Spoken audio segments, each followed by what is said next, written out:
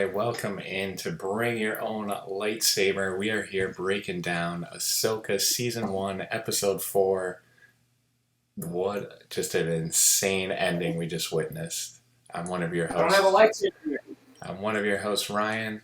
I'm joined by, he's pretty much a host at this point. Greg is just grabbing something. He'll be right back. I had to get a lightsaber. It's This a is lightsaber. one of the ones I made myself. It is a bit not in great shape, but of all the ones I made myself, it's probably in the best shape.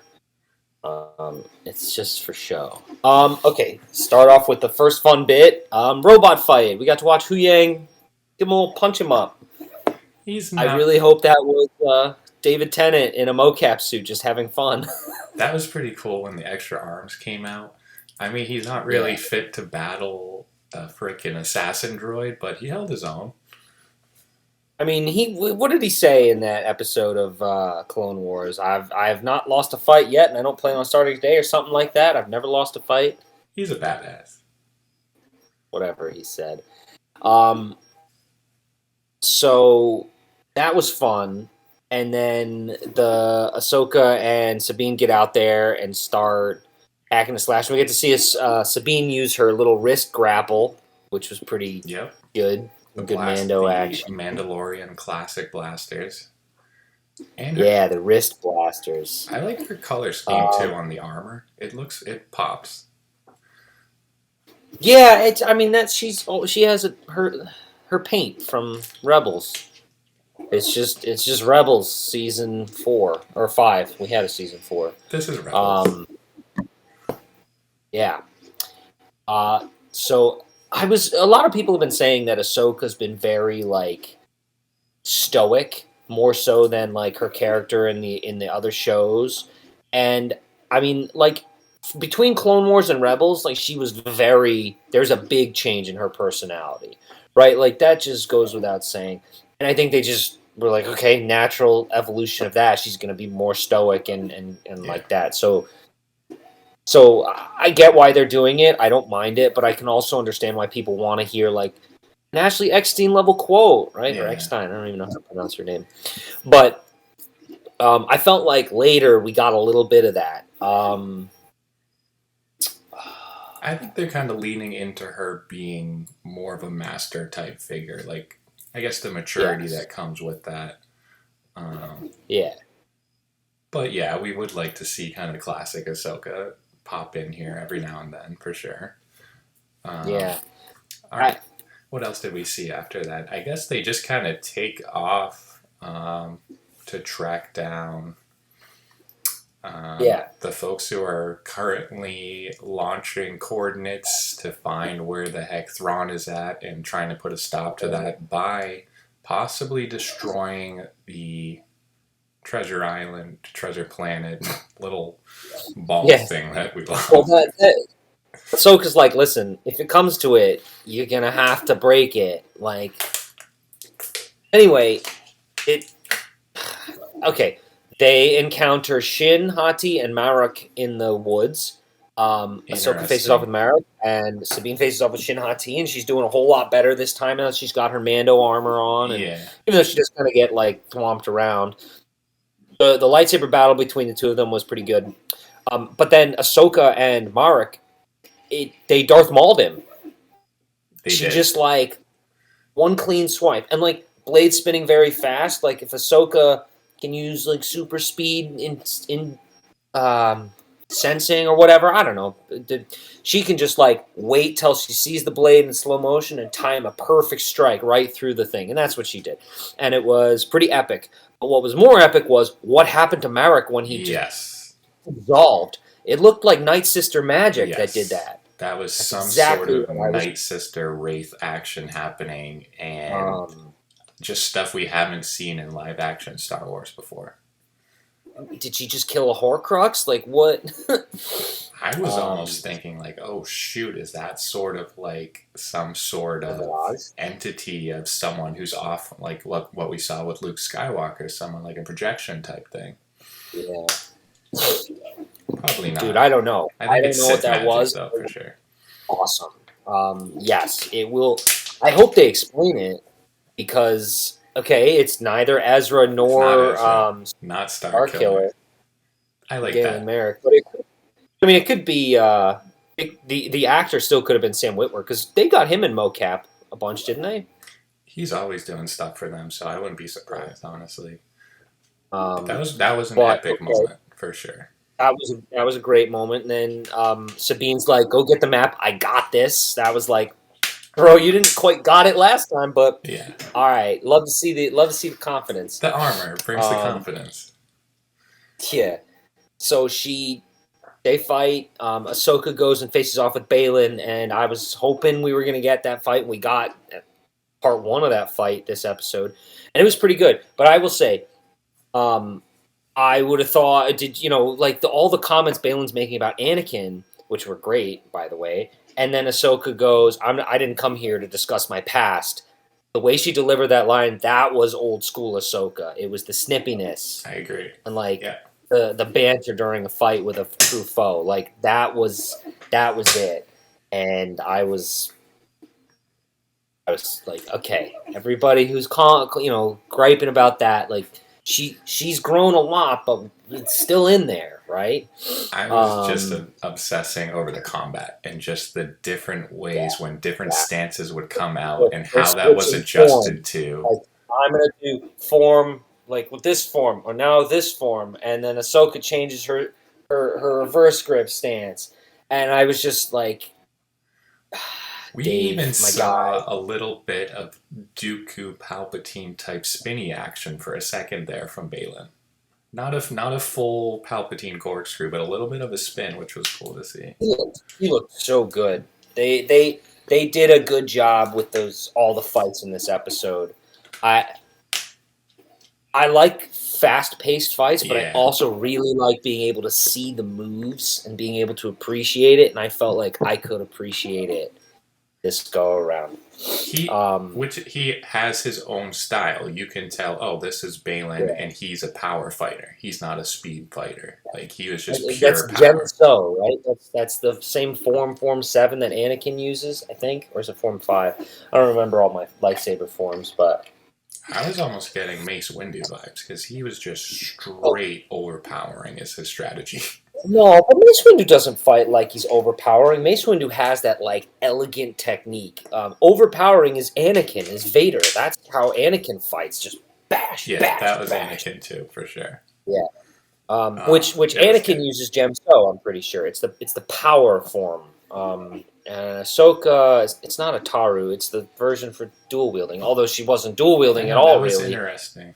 I wonder why. Um, so like for me, when I'm playing Jedi Fallen Order, which now I haven't played Jedi Survivor yet, and I don't know how I feel about the dual lightsabers, but when I had to choose between the single or the staff, I would choose the staff for large groups of people with blasters. But when I was one on one with an opponent, you have more moves with one blade than you do with two, and it's you can go all the way back to the first Darth Bane book. He's in the academy, the Sith Academy, and the teacher is teaching him all about lightsaber combat and stuff. And he ends up getting his first curved lightsaber blade because it changes the angle of his blade, which means it changes the angle of his attacks, which means it's less predictable and Yeah, harder to know, and hence why Dooku is such a skilled duelist. throws people off. But his main adversary in the school was this Zabrak guy. Can't remember his name, but he was dual wielding a lightsaber. Like, oh, where have we seen that before? But the whole point that the Blade Master is trying to teach Darth Bane was he actually has less moves than Mm, somebody with one blade because he can't hold the blade directly out from him or he will cut himself in half, basically. mm-hmm. So you can only expect strikes like kind of like you Right. would a robo, Yeah. but with a single blade, you can go across the middle and directly at your opponent, and it opens up a lot more technique. Even though Yeah. you can't strike as quickly, right? You can still I mean, they're it's pretty much probably not even the best when you're going against a power hitter. Just the fact that, okay, you have one hand on each yeah, thing, yeah. but you're What gonna if need you two to block hold that here thing. if you're a really skilled combatant and you're going to fight that way, you would know, okay, block their power hit and like redirect them. Don't try to counter the force of your own. Block it and then follow it Yeah. up with a second strike. But I'm whatever. two blades too. I mean, Yeah. if you're fighting a power guy, you could just all you need to do is deflect with one and then strike with the other, True. right? But There's a, she chose to do it with one, and I know that when I'm in those kinds of fights, I prefer one blade because it's I'm way more capable at focusing on where that is. But I'm also not a Jedi. not yet. Okay. I'm willing to bet we'll get a rematch of that fight, though. Maybe she will dual wield for that one. And what a great fight. Maybe she will dual wield in the follow up fight. Maybe that's why we'll get to see, we'll get to see her switch forms to 2, and then she'll kick his ass. Anyway, great fight. She gets kind of bested, but she beats Balin, and she pulls the ball off the thing. It burns her hand, and that screws her up. Yeah, right. She was doing and then pretty well Balin, up to that point.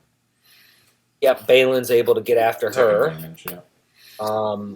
She busts up Shin Hati with the Force. Yeah, which was interesting kind of fun. Force move. She did a nice little Force push, and he was doing some Force throws. I think he threw a rock or something. The older and more experienced you are with the Force, the more you can break through an inferior opponent's Force shield. So she was just pop. Get out of here! Yeah.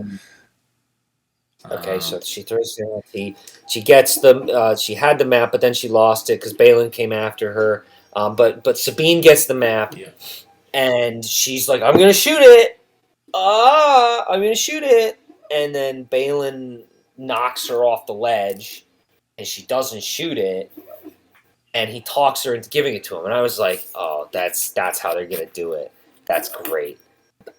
Yes, just Sith mind games. Sabine, that's awesome. Sabine wants, and I was like, "Oh, he's definitely influencing her with the Force. He totally would." And then you hear, right when she gives it to him, you hear the Force, sound. But it was Shin Hati choking her from behind, which I thought was interesting. What else about that whole scene? I guess overall, this was a huge episode for the Force, which we'll get to later on as well. Well, okay, we can get to it right now. What else happens? The Ghost Squadron shows up.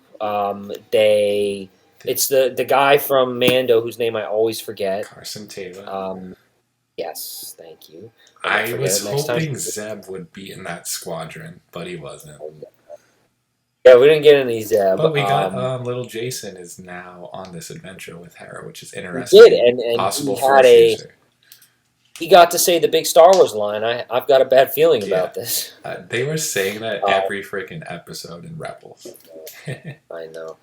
Well, he had a bad feeling because he is Force sensitive and can sense something bad is going on. Yeah. But before we get there, okay, they get the rest of the coordinates from the map. Then Balin destroys the map, which, by the way, he had to hang his lightsaber on that for 5 seconds to really blow it. And I wonder what it was made of.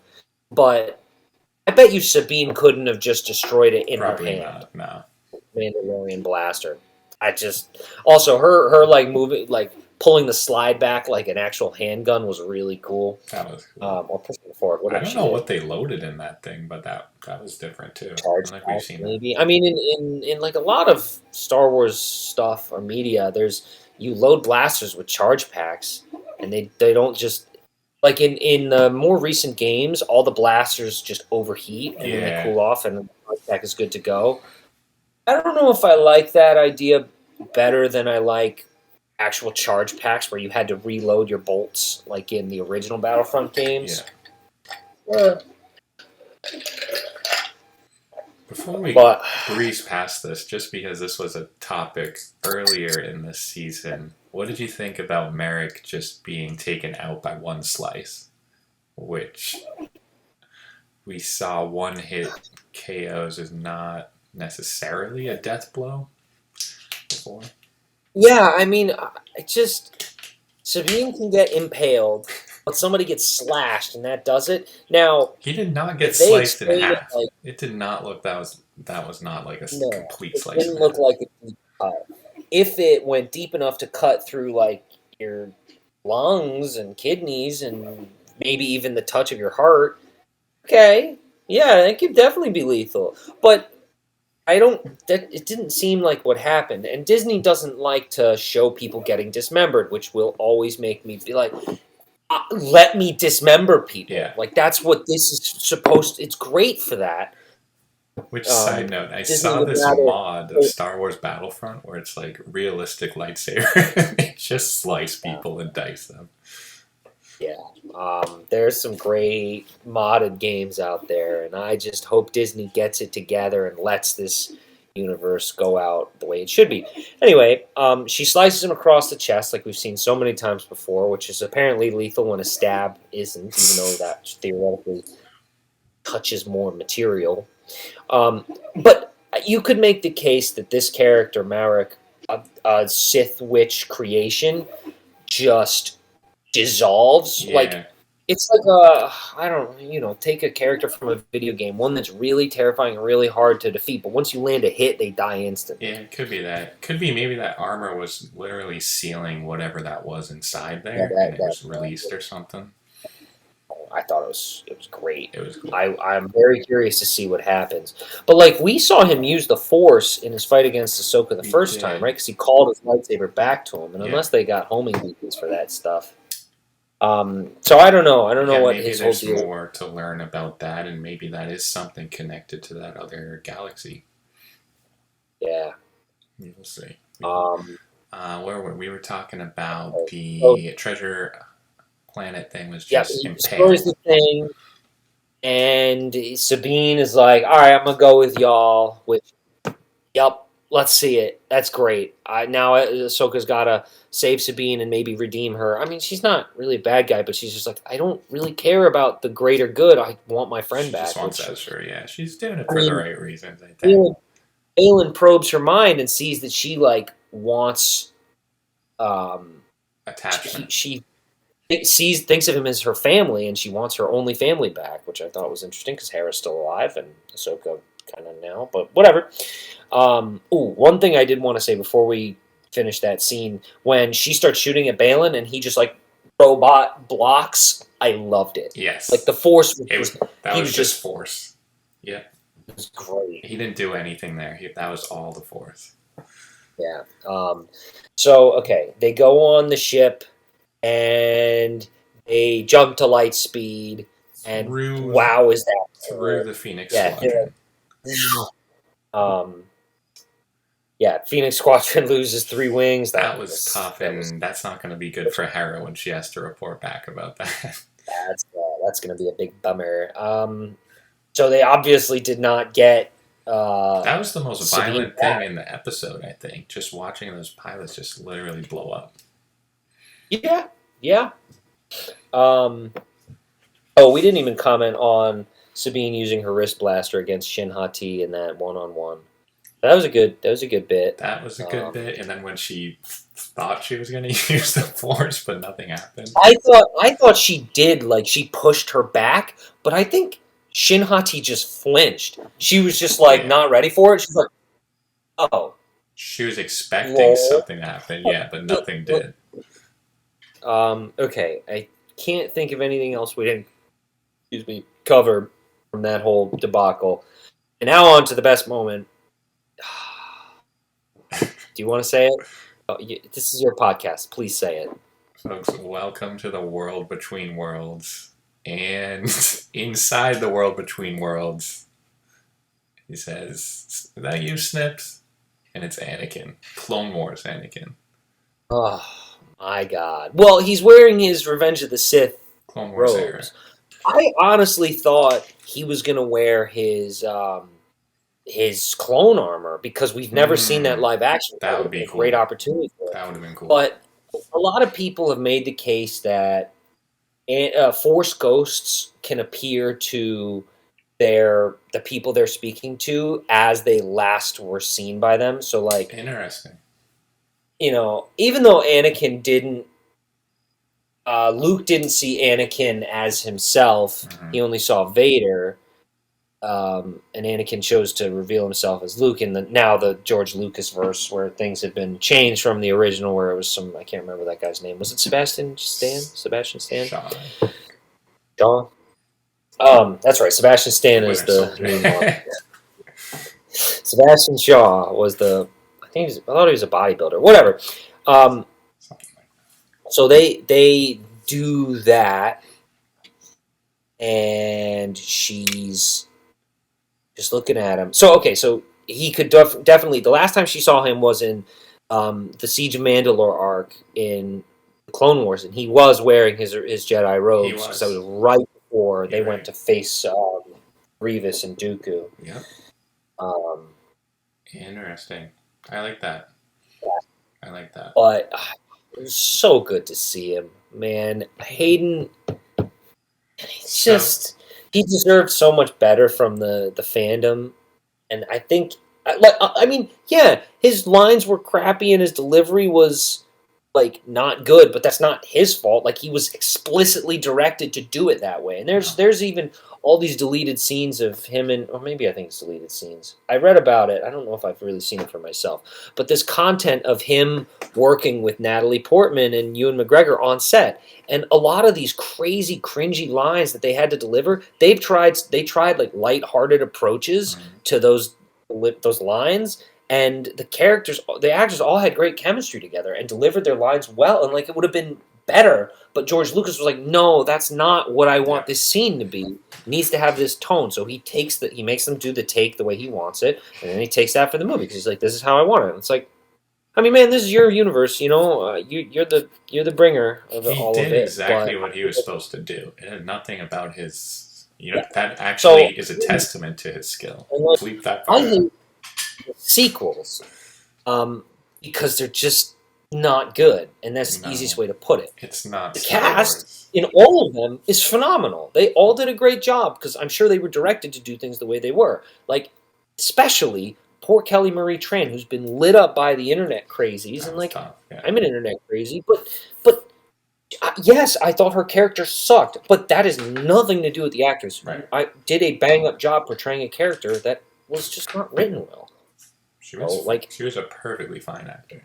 Just with no, we cannot spend another second on that movie when we're talking about this moment, which I was freaking out. I immediately knew it was World Between Worlds, but what I didn't know was how, because typically we've seen it where it's some sort of portal. Someone opens that portal, so that to me, is saying Anakin opened this portal and grabbed her out of that moment when she was falling.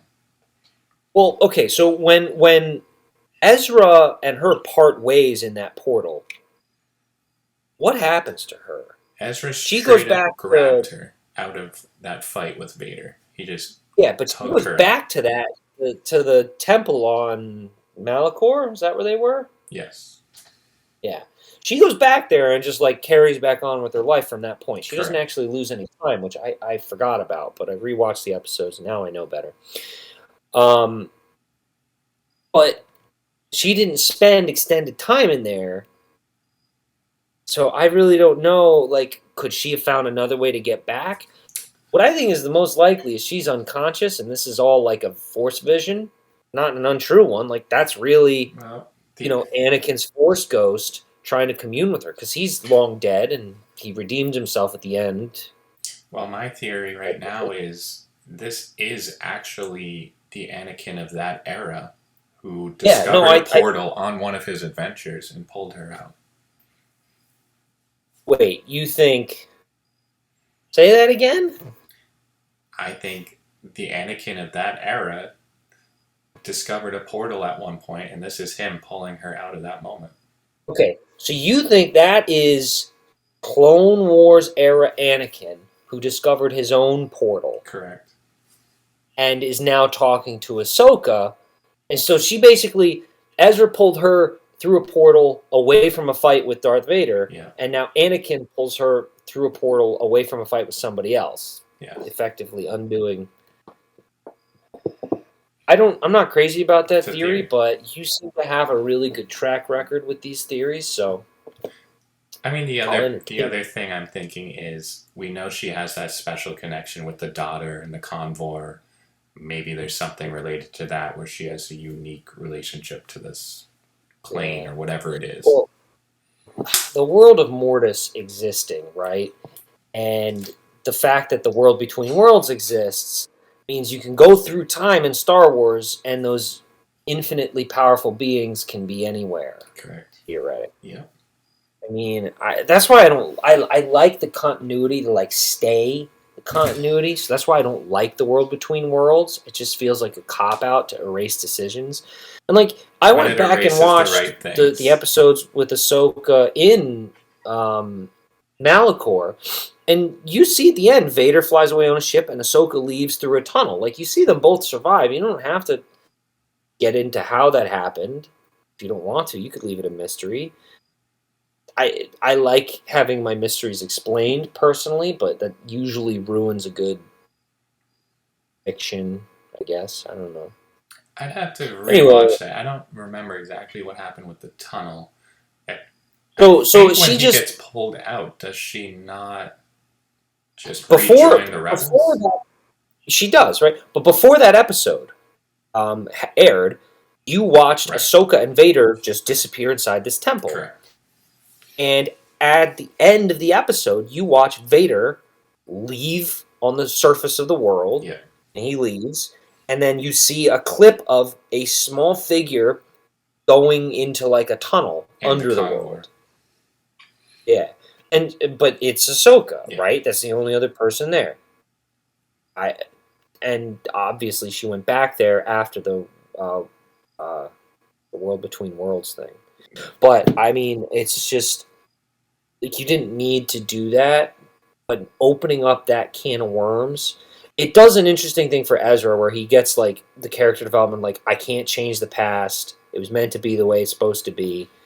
He gets closure, but it just I don't I don't like think. that exists I don't know if they're because necessarily Palpatine. using it the way you think they're using it.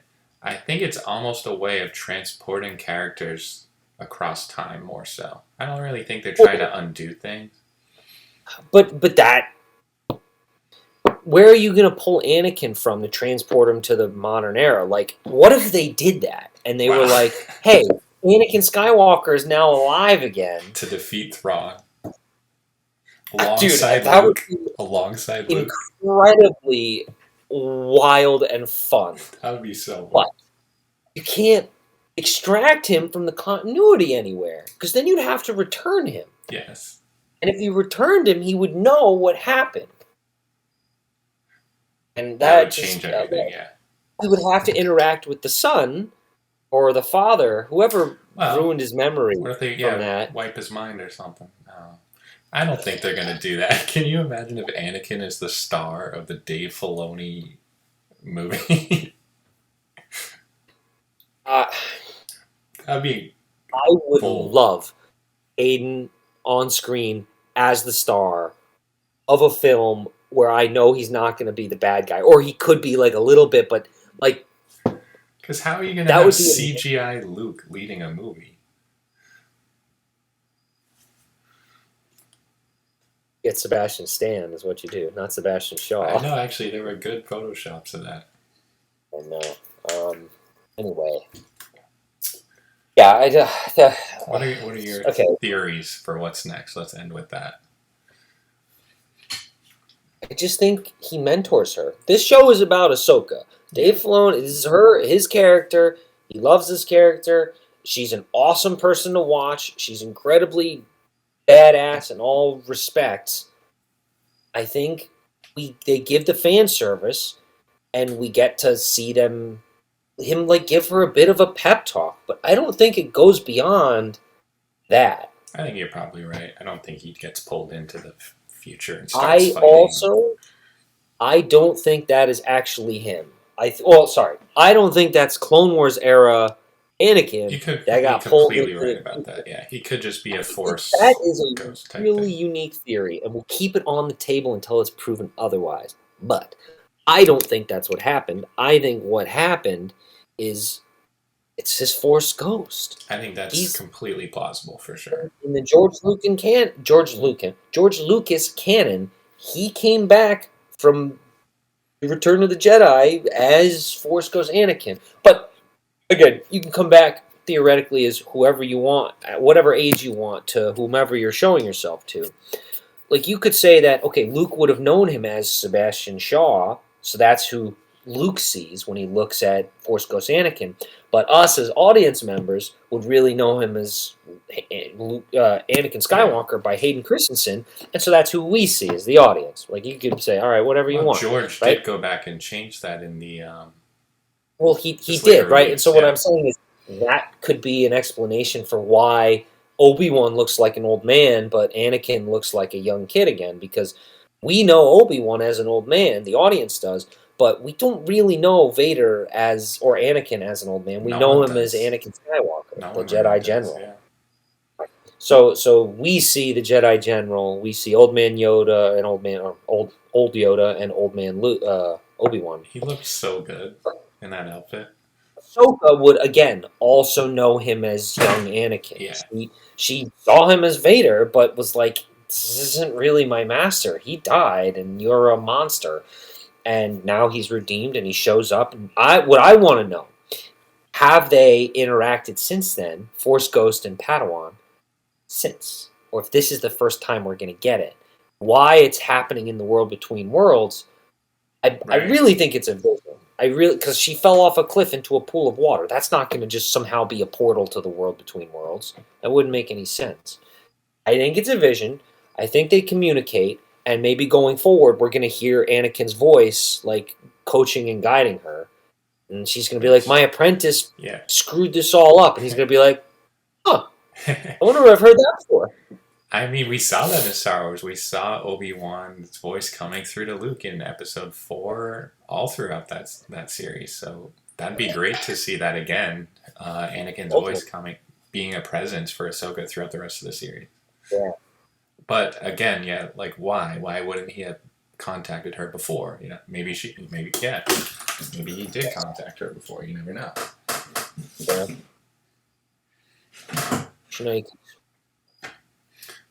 My theory, I guess, for what's coming next is now I think it is officially a time to round up the rebels. I do think they're gonna go and collect Zeb and Captain Rex. So I would love to see Captain Rex. Think for sure they are.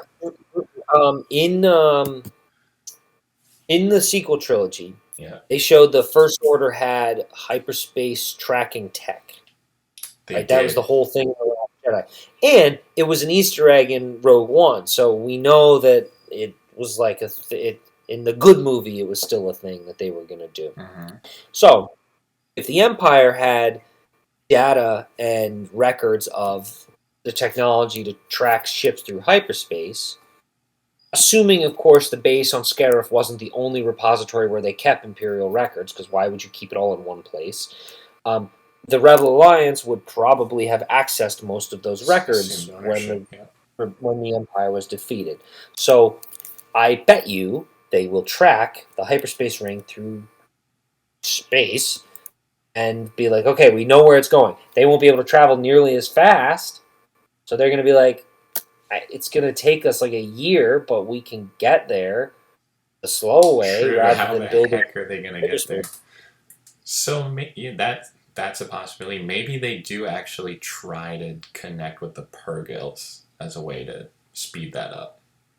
Ooh, that's a good thought. Another possibility for how to get out to that galaxy. And they plug Huyang into a ship and just be like, "Listen, you know a bit about the Purgils' flight patterns." He starts speaking Purgil. Fluent in forms of communication. Because I'm a British man playing a droid. Hey, C-3PO's out there somewhere. 3PO's out there. Leia. I like to believe K2SO is out there. So, a copy of him is. Remember that droid in Rebels that sounds like Alan Rickman? Yeah. AP5. I want to see that guy. Oh bother. Alright, we're spiraling. We just saw an amazing episode, and we're excited for the rest of the season. The theories are flowing. I think he's going to coach her, and I think she's going to try and go and rescue Sabine. I don't know how that's going to happen. And I think maybe you're right about the Purgle. What do you think there's another possibility for Anakin's Force Ghost? Another possibility for it.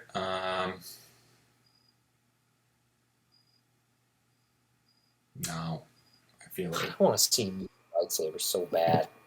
The only other thing I could think is if it is some weird Mortis thing, just knowing their connection with that. But again, you mentioned this earlier. That's a lot of backstory for the casual people, Yeah. though. Don't think. I think the world between worlds is already everyone's Mind like, blowing. fuck. What is this? What is this? Yeah. Pardon my French.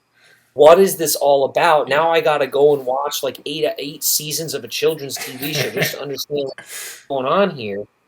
That's where we come And in most as the YouTube community. That's our job, to explain this to the simpletons. I know that this show is already for us and not for everyone else, but they can't just make it to turn them away. Right. I honestly think this has to be a vision. They're not even going to mention where they are. It's just a vision. And Anakin is talking to her there. I just don't think that they're going to do anything. But they could, and if they did, what do you think they would do? They could do a lot of things. They could cause a lot of trouble. They could erase the sequel series. Dude, what if they did? What if they brought Anakin to the future? Anakin is the chosen one who defeats the sequel. They make Kathleen Kennedy a character in Star Wars, and Anakin kills her. All I know is Dave Filoni is doing this. He's doing it right. He's doing it right by the fans. He knows what he's doing, and I'm happy Feels about that way that. so far. I I don't like how Merrick died so easily, but whatever. Well, if he's some weird wraith thing, I think that makes sense that Ahsoka would kick his ass so easily. I bet you he's gonna come back. He could come back. It could be like a. If he can vanish so easily, then why can't she just conjure a new one, right? Yeah, repair that armor, stuff him back in there. Well, I don't know that they would do that. I bet you she found the body of a dead Inquisitor and revived it into her own personal thing. And if she can do it with one, she can do it with another. So maybe she's got like a freezer in the back of that ship somewhere with like the 7th sister and the 9th sister and the 3rd brother. Yeah. Damn. Yeah. That'd be kind of fun. Alright, our last theory of the night. What do we think is in that other galaxy? Are they having an adventure there, or is it just let's get Thrawn and Ezra out of there and come back? Okay. Unexplored, uninhabited space. Thrawn and Ezra have become 2 exiles living together in squalor. And they've come together or whatever. Which we've seen before in Rebels. You mentioned that before. That happened with Zeb and Callus. Option 2.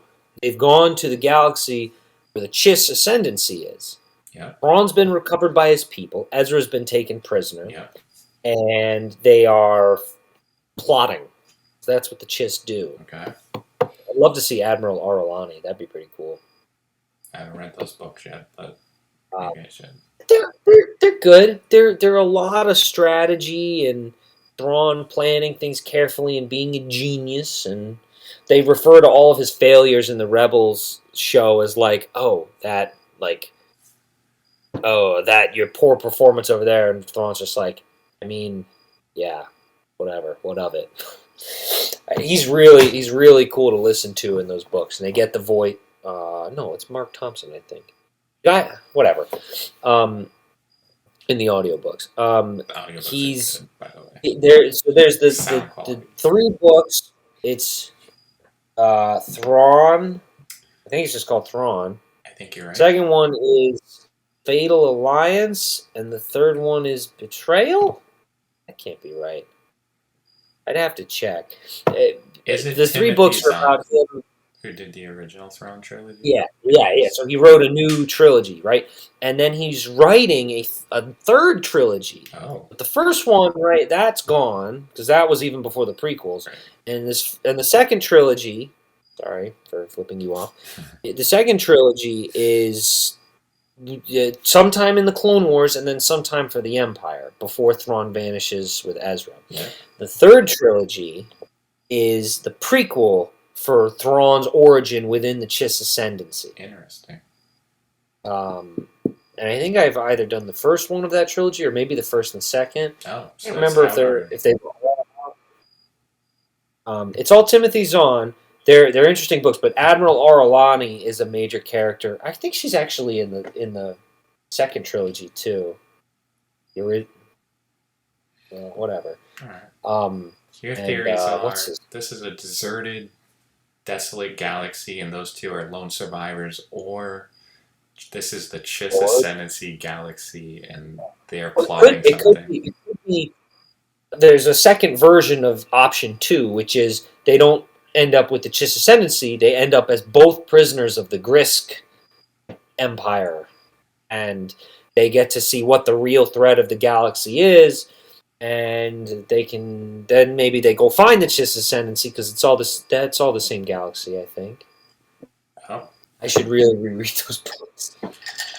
I'm thinking of my theories for this.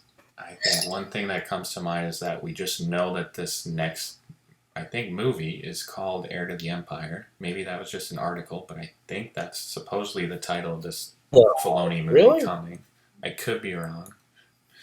But I think that's what they're trying to do, and if that's the case, one of the major plot points of that is the Katana Fleet, which could be some sort of mission that Thrawn is doing out there, trying to find that fleet. That's one option.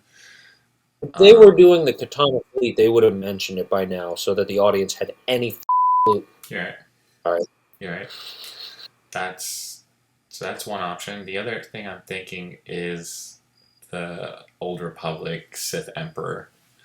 That's just another figure that's extremely dangerous and would be something where a lot of people would have to come together, like that Avengers level threat, where you have to deal with that guy because he is so powerful. He was nasty powerful. But yeah, I don't really have the background with the Chiss Ascendancy or the Grisk, even the Vong. I'm not really familiar with them too much, so I would say those. Remind me. And I will look up some of the background details on the Chiss Ascendancy and what could be happening there. Yeah. If you want to research your theory a little bit more on the potential of the other Sith Eternal Empire, because I don't know a lot about that. I haven't played those games. Wild can of worms, though. Maybe we just keep this small and have this be our little heir to the Empire, and throw in a Mara Jade type person.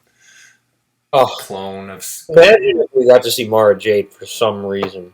Throw in some clones of either Ezra or Luke or Mace, and battle it out. Yo, if the Chiss Ascendancy took Ezra and cloned him, and that's how we get Darth Ezra, because they cloned him. Or if someone took Mace's body and cloned him. I mean, I would love to see Sam Jackson back as Old Man Mace, but I don't think it makes sense in context in here. Like, having Hayden show up for this flashback is show stealing, and again, I'm here for it, right? But it doesn't make sense to do that to Dave Filoni's prized character, Ahsoka. They're going to do this quick bit, and maybe he'll show up another time, maybe in episode 8. But like it's going to be minimal at best because it's not about. Voice. I like the idea of what you're saying with the voice popping in every now and then as like a guidance. And I'd love for Mace's voice to also be in the background saying, "Shut up, Skywalker." I would love to see a Clone Wars flashback. Yeah, they could de-age Rosario Dawson. They don't even need to de-age her; just put her in makeup and do the same thing with. So that was actually a leading theory leading up to this, was that people thought they would do a flashback with Ahsoka and Anakin and probably Obi-Wan and all these guys. Yeah, get you in there. Get Sam Jackson and do Mace. The possibilities. All right. I think we had a great time with this episode, and we're going to have a great time with the rest of the series. That was our episode 4 recap. Tune in next time for our episode 5 recap. Possibly Cam may catch up. We'll see. And possibly some other guests may join as well. You never know. And remember, always bring your own lightsaber.